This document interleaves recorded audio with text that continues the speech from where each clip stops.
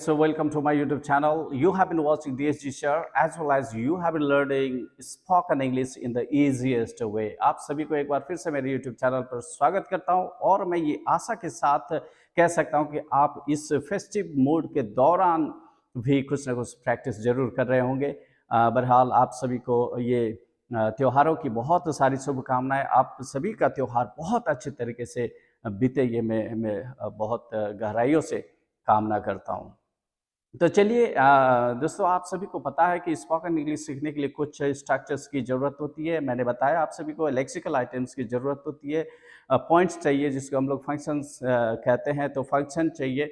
ये फंक्शन और स्ट्रक्चर और लेक्सिकल आइटम, इन तीनों को लेकर हम स्पोकन इंग्लिश सीखने की जो एक प्रोसेस है उस पर आगे बढ़ते हैं। तो इसकी की होती है प्रैक्टिस। तो प्रैक्टिस हमें करनी है। प्रैक्टिस के बगैर स्पोकन इंग्लिश में थोड़ी सी हिंड्रेंसेस क्रिएट हो सकती है, लेकिन प्रैक्टिस अगर आप करेंगे तो बिल्कुल मैं बताना चाहूँगा कि आपको सीखने से कोई नहीं रोक सकता। पैशन होना चाहिए, पैशनेट होना चाहिए। आप सभी के अंदर जो ज़ील है वो ज़ील होनी चाहिए, एंथुजियाज्म होना चाहिए। You have to be very much enthusiastic. इन सारे गुणों के साथ आप जरूर स्पोकन इंग्लिश को सीख सकते हैं। चलिए, जिस तरह से आपने अपनी मातृभाषा को सीखा, जिस तरह से अपने जो आस पड़ोस के जो अन्य भाषाएं हैं उनको सीखा, ठीक उसी तर्ज पर स्पोकन इंग्लिश को भी सीखेंगे। तो स्पोकन इंग्लिश को सीखने का जो तरीका है वो तरीका में हम लोग रेगुलर रूप से आगे बढ़ रहे हैं। तो चलिए आज की टॉपिक पर डिस्कस करेंगे। तो आज की टॉपिक है क्या? The topic for the day is offers. Topic for the day is offers. Offers आज की टॉपिक है। प्रस्ताव या सुझाव। ऑफर्स की हिंदी मीनिंग होती है प्रस्ताव या सुझाव। प्रस्ताव देना या सुझाव देना किसी को भी। क्या आपकी मदद मैं करूं, या फिर क्या मैं आपकी मदद कर सकता हूं, क्या आपकी बैग को मैं पकड़ दूं। इस तरह की जो प्रस्ताव होगी या सुझाव होगी वो हम लोग इंग्लिश में कैसे करेंगे, इन चीज़ों को आज सीखेंगे। तो इसके लिए जैसे मैंने बताया कि स्ट्रक्चर होनी चाहिए, तो स्ट्रक्चर मैं आपको पहले बता दूं कि वो स्ट्रक्चर है क्या, किन स्ट्रक्चर के ऊपर हम लोग सेंटेंसेस का क्रिएशन करेंगे। तो चलिए पहले आते हैं shall I plus V1 plus O plus R। ये पहली स्ट्रक्चर रही, shall I plus V1 plus O plus R। Next may I plus V1 plus O plus R। Next let me plus V1 plus O plus R। Next can I plus V1 plus O plus R। Next should I plus V1 plus O plus R। तो ये सारे structures हैं। तो इन structures के ऊपर हम लोग sentences का क्रिएशन करेंगे ऑफर्स करने के लिए। तो देखिए, shall I plus V1 plus O plus R। तो आप सभी को पता ही है कि V1 वर्ब का फर्स्ट फॉर्म होता है, जैसे कम हो, गो हो, इट हो, स्लीप हो, लाफ हो, रीड हो, ये सारे V1s पर आते हैं। उसके बाद में ऑब्जेक्ट आती है, उसके बाद में R means remaining part of the sentence, या फिर हम लोग remaining part of the sentence बोल सकते हैं। May I plus V1 plus O plus R। यहाँ भी सेम उसी तरह की स्ट्रक्चर है। मे आई और V1 वर्ब का फर्स्ट फॉर्म, उसके बाद ऑब्जेक्ट और उसके बाद R। तो उसी तरह के स्ट्रक्चर्स हैं सारे। Late me plus V1 plus O plus R, और can I plus V1 plus O plus R, should I plus V1 plus O plus R। तो ये सारे जो स्ट्रक्चर्स हैं, ये स्ट्रक्चर्स कहाँ आते हैं, किन के साथ आते हैं? इनके साथ हमेशा कुछ लेक्सिकल आइटम्स का यूज होना वेरी इंपॉर्टेंट होता है। वो है help, wash, clean, give, lend, open, hold, carry, solve etcetera. So ये जो लेक्सिकल आइटम्स है, वोकैब्स हैं, यानी कि वर्ड है, ये इन वर्ड को यूज करते हुए हम लोग ऑफर्स करेंगे ये स्ट्रक्चर्स के सहायता से। तो चलिए देखते हैं एग्जाम्पल क्या बनती है। Example, shall I accompany you, shall I accompany you। क्या मैं आपके साथ जाऊं या आपको साथ दूं? ये पहली एग्जाम्पल हुई। यहां से shall I plus V1 plus O plus R पे शैल आई यहां से I, V1 accompany, V1 you is the remaining part of the sentence, और ऑब्जेक्ट कोई भी बता सकते हैं। अब देखते हैं next one, may I help you, may I help you, may I V1 plus O plus R, may I help you, may I help you, may I help V1 है, वर्ब का फर्स्ट फॉर्म है और you is the object है। इस तरह से हम लोग सेंटेंस का क्रिएशन करेंगे, मे आई हेल्प यू।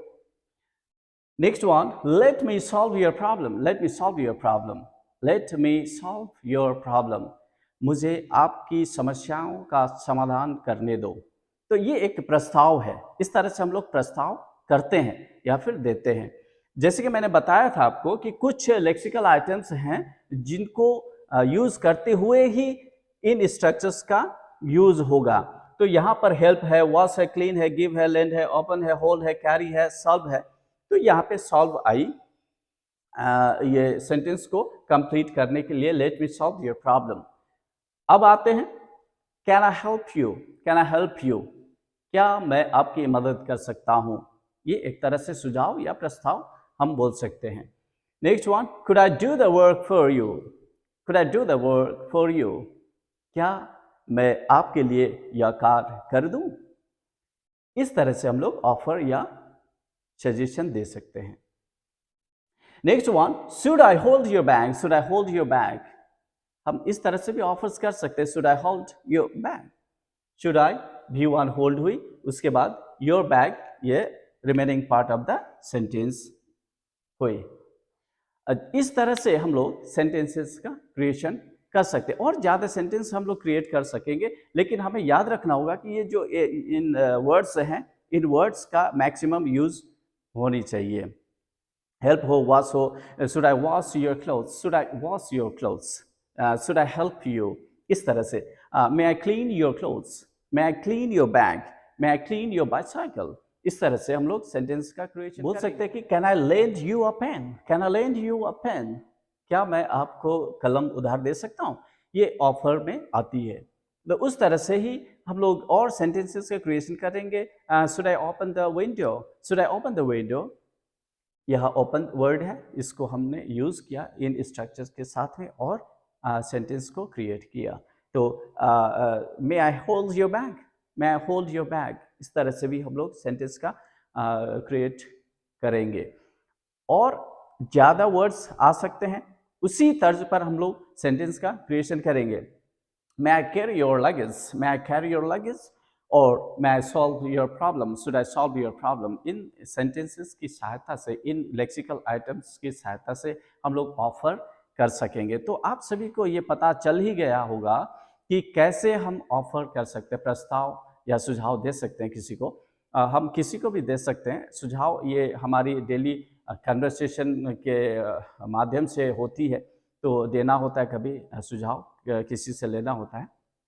तो सुझाव कैसे देंगे इंग्लिश में, इसको स्ट्रक्चर्स मैंने बताया और उसका एग्जाम्पल्स आपको शो की, और इसके साथ ही लेक्सिकल आइटम्स का यूज़ होना है, वो किन लेक्सिकल आइटम का यूज़ होना है ये भी बताया। तो आपको क्या करना है, इन लेक्सिकल आइटम्स को पहले याद कर लेनी है और इसको सेंटेंसेस में यूज़ करना है और फाइनल सेंटेंस का क्रिएशन करना है और बोलना है।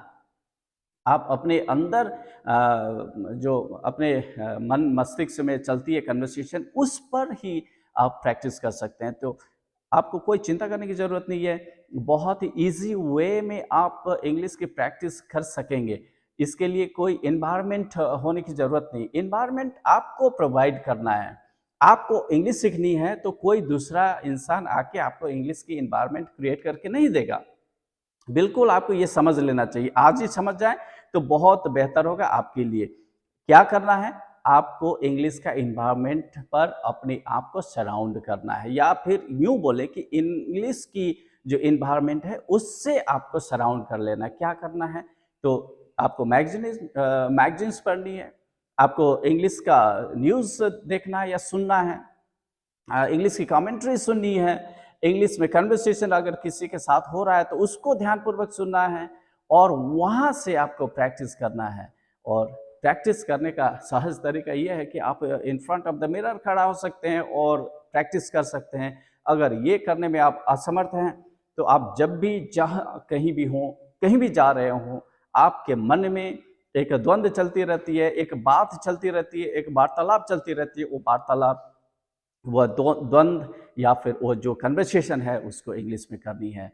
और ऐसे करते समय आपको कुछ लेक्सिकल आइटम्स की और ज़रूरत पड़ सकती है। उसके लिए आपको जब भी मौका मिले आपको डिक्शनरी कंसल्ट करनी है या फिर जो थोड़ा ज़्यादा जानकार है इंग्लिश का उससे पूछ लेना है।